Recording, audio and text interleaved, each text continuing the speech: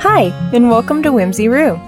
Here, you'll find DIY projects, homeschool inspiration, activity ideas for kids, and I'll also take you along on our gardening and homesteading adventures. I'm Samantha. I consider myself multi-passionate and love everything creative, crafty, and making things beautiful. You'll also see my daughters, R and E, from time to time. We love crafting, baking, and learning together. We hope you do too. So we got some rabbits for our little micro homestead. These are English Angora rabbits, and their names are Snowball, that's the white one right there, and Pepper. She is I think you would call her a blue, but she's kind of like a blackish gray color. And English Angora rabbits are used for their fiber, meaning their hair. It comes off of them kind of like a wool, and it can be used in the same way that you might use sheep's wool or alpaca fiber and be turned into yarn and other things like that. So they are not meat rabbits. We call them fiber friends because we use them for fiber, but we also, they're our pets. You can see here that is the nice long hairs or wool that you can get off of them just by combing. I try to grow it out to at least 3-inch staple length. They were living in rabbit cages like these. Basically, they're the Do More crates that you get from like the Tractor Supply store, but they're too small for Angoras unless they can be let out to exercise often. Most rabbit hutches are solid on the bottom, and there's nowhere for their pee and poop to go except into the bedding. And because English Angora rabbits have such fluffy coats, they can get matted and dirty very easily. And so it's better for them to have some wire or wooden slats for their pee and poop to drop through. I also wanted something that could double as an outdoor pen that they could graze and forage in. And nothing pre-made fit exactly what I wanted, or it was too expensive for what I was actually getting. The girls had a wooden playset my dad built, but this year we had a really bad storm with jet stream winds, and the swing set was knocked over. Much of it was salvageable, and we took it with us to the new house, but the tower that the slide was on was not. It was made of 4x4s and 2x4s and fence pickets. I decided to cut away the usable parts and use these to make DIY rabbit hutches. My plans included the 4x4s, 2x4s, and some hardware cloth, plus some plywood and 1-bys that I had on hand from other projects. I use the word plan loosely because I did not actually have much of a plan so much as an idea. So I went through several trials and errors and reiterations of my DIY rabbit hutches. So here's the first one. I need 2 separate rabbit houses because Pepper is a female and Snowball is a male, and we don't want them mating all the time. Plus they can get a little territorial and just can hurt each other. So we found out the hard way that they can also get very clever about getting around any obstacles that you put in their pen to keep them from each other. I'll tell you a little bit more about that later. Anyway, my first DIY rabbit hutch. The idea was to have it 2-story. One of them was going to be 2 stories, and then one was a single story, and they would all fit together to have 3 sections, one for Snowball, one for Pepper, and one for them to graze or play at separate times. I was actually really happy with the way the 2-story hutch turned out at first. I even made a ladder that could be put up or down to keep the rabbits from going up or down wherever they were.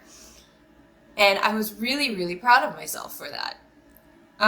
Unfortunately, when I went to bring it inside the house, it was too big to fit through the door. So I had to take that down and go on to my next trial.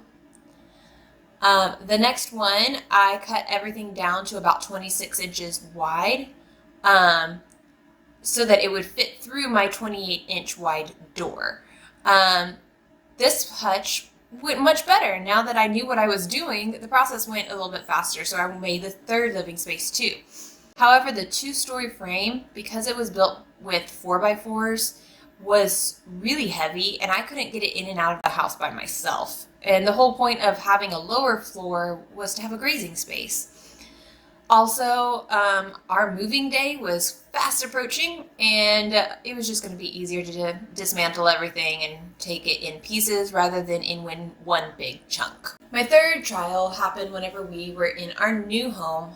It's not exactly the homestead of my dreams, and you can read more about that in a blog post that I did.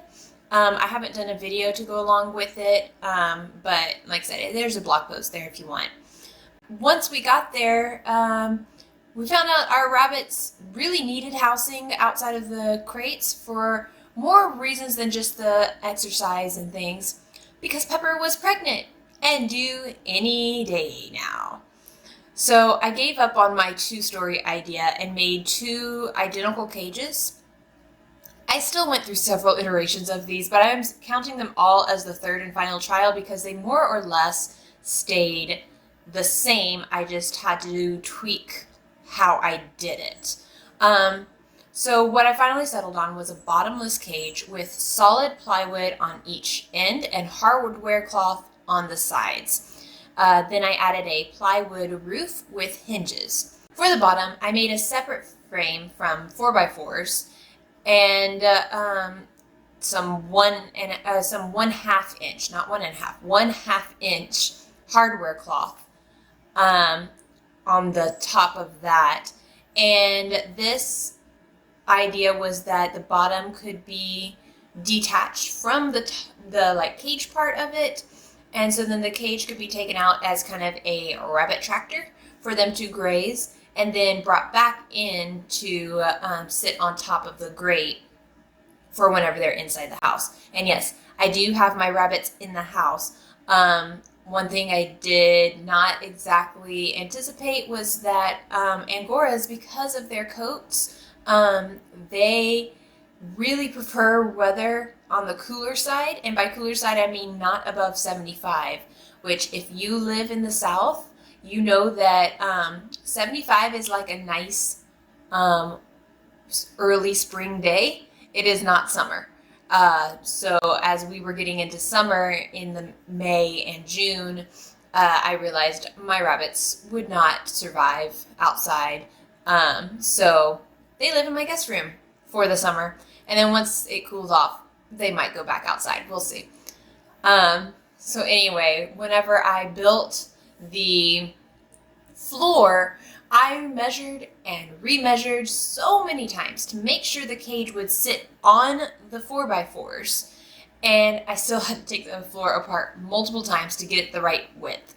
But now it works. So I know I only used 1 screw per section, and that is because I am pretty sure this is not level.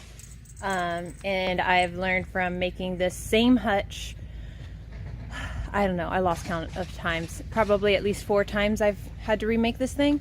And I've learned to just go ahead and just put in 1 screw so that I can easily take it apart whenever I ultimately decide I don't like it.